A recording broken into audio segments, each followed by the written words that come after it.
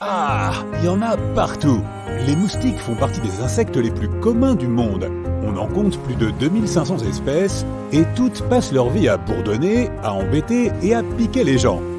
Impossible d'échapper à leur présence et à leurs piqûres en mode incognito. Et ce, où que tu ailles. Mais il existe un endroit où il n'y a pas besoin de moustiquaires ni d'anti-moustiques. Attention, attention, tadam!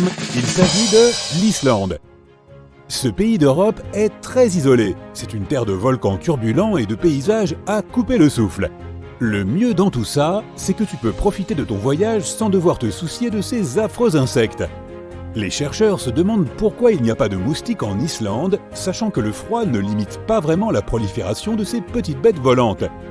Ils préfèrent un environnement chaud et humide aux températures extrêmes du nord et du sud de la planète. Mais ça ne les empêche pas de se reproduire dans des endroits froids. En gros, ils n'aiment pas l'Islande.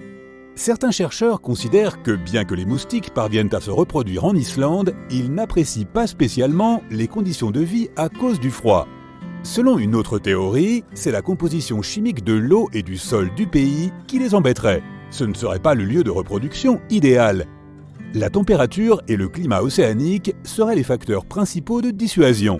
Les moustiques pondent leurs œufs dans des étendues d'eau. Quand les œufs éclosent en larves, l'eau doit être dégelée afin de consentir aux moustiques de répéter ce cycle.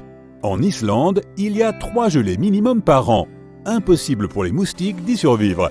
On s'attend à juste titre à ce que les pays voisins comme le Groenland, la Grande-Bretagne et la Norvège soient aussi hostiles aux moustiques, mais ce n'est pas du tout le cas. Il y a énormément de moustiques dans ces zones. Un jour, un moustique a réussi à entrer en Islande en voyageant sur un avion en provenance du Groenland. Malheureusement, ou heureusement, c'est toi qui vois, il n'a pas survécu aux conditions atmosphériques. Les moustiques peuvent traverser de longues distances, mais leur nid le plus proche de l'Islande est en Norvège ou en Écosse, et ça fait un peu trop loin pour eux. Il n'y a pas de moustiques en Islande, mais ce n'est peut-être pas pour toujours. Les scientifiques y ont répertorié 400 nouvelles espèces d'insectes en 30 ans. Cela peut signifier que les insectes sont en train de s'adapter aux différents climats ou que le changement climatique favorise leur prolifération. Des 2500 espèces de moustiques existants, on en trouve 30 en Grande-Bretagne et en Scandinavie. Ce n'est peut-être qu'une question de temps avant qu'ils ne s'adaptent au climat islandais. Ces espèces en particulier seraient capables de proliférer en Islande. Mais pour le moment, les Islandais profitent d'une peau sans bouton qui gratte. L'Islande nous paraît très loin, mais ce n'est rien comparé à l'archipel du Svalbard. Il s'agit du lieu peuplé situé le plus au nord du monde. Ici, personne ne considère les moustiques comme une menace, mais il faut faire attention aux ours polaires. Et oui, au quotidien, ces carnivores les plus gros du monde sont la principale menace pour les habitants. Dans les rues des villes au Svalbard, il y a des panneaux de danger qui indiquent la présence d'ours. Il y a moins de 3000 habitants au Svalbard, mais plus de 50 nationalités différentes. La plupart des habitants travaillent dans des mines. Il y a un restaurant thaï et tu peux aussi déguster des produits importés à l'épicerie du coin. Tu dois faire très attention quand tu sors. Il est recommandé de laisser sa voiture ouverte et en marche si tu décides d'en sortir un instant. Si un ours polaire s'approche, tu peux vite remonter dans ta voiture pour te protéger. Les ours polaires ne sont cependant pas les seules créatures présentes sur ces îles. Il y a aussi des morses, des renards, des macareux et des pingouins. Mauvaise nouvelle les amis, nous sommes surpassés en nombre sur Terre. Oui, il y a 8 milliards d'humains, mais ce n'est rien comparé aux fourmis. Elles sont petites en taille, mais elles sont fortes en nombre. Une seule fourmi peut transporter 100 fois son poids. On ne sait pas exactement combien de fourmis il y a sur Terre, mais les chercheurs estiment que leur nombre se situe entre 10 et 100 000 trillions. Contrairement aux moustiques, elles sont très utiles pour l'environnement. Elles propagent les graines et aident la Terre à se débarrasser de ce qui fait du mal à la nature. Elles creusent de profondes galeries qui peuvent héberger des millions d'individus. Chaque fourmi appartient à une colonie à laquelle elle reste fidèle toute sa vie. On voit souvent des fourmis qui marchent en file indienne pour chercher de la nourriture. Elles ne se perdent que rarement et elles reconnaissent précisément chaque membre de la colonie. Si elles croisent des fourmis d'une autre colonie, elles ne sont pas spécialement amicales. Elles préfèrent rester entre elles, accomplir leur mission principale et protéger leur reine. Elles sont nées pour ça. Il existe des fourmis de tailles différentes. Les plus petites sont généralement celles qui prennent soin de la reine et des petits.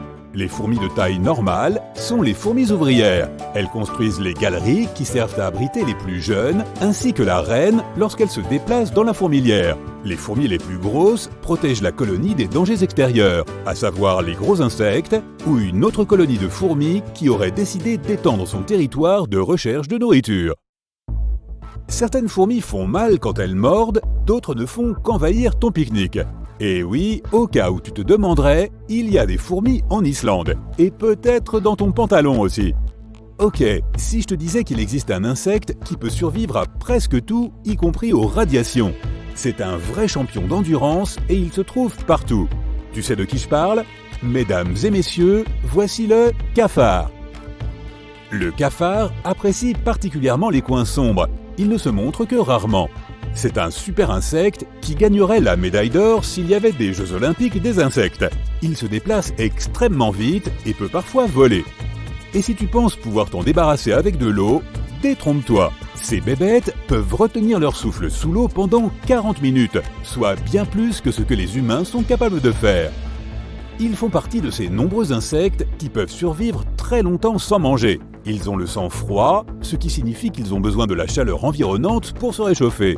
Oui, ils survivent longtemps sans nourriture, mais ils ont besoin d'eau. Ils ne peuvent survivre qu'une semaine sans liquide. C'est pour cela qu'ils vivent dans des lieux humides comme les salles de bain, les caves, les cuisines et n'importe quelle autre pièce où il y a des tuyaux et de l'eau courante. Ce sont des experts en adaptation. Si tu en trouves un, il y en a probablement des dizaines, voire des centaines pas loin. Si ta maison est infestée, les experts conseillent de chercher et de se débarrasser de la source. Il faut jeter les poubelles régulièrement et t'assurer de nettoyer tous les endroits où tu as mangé. Ne laisse pas de miettes pour les fourmis et les cafards. Si tu repères plusieurs trous par lesquels ces insectes pourraient passer, bouche-les immédiatement. Tout type d'accès peut représenter un problème, surtout s'il est à proximité d'un point d'eau. S'il y a 2500 espèces de moustiques, les cafards jouent dans une autre catégorie, avec plus de 4000 espèces différentes de par le monde. Il y en a beaucoup et ils sont aussi très vieux. Certains fossiles suggèrent que les premiers cafards sont apparus il y a plus de 280 millions d'années. Pas comme moi. Tout au long de l'histoire, ils ont survécu à des désastres naturels. Ils font partie des quelques créatures qui ont réussi à survivre tout ce temps. Certaines zones du désert du Sahara sont non seulement propices aux vagues de chaleur, mais aussi aux essaims de locustes.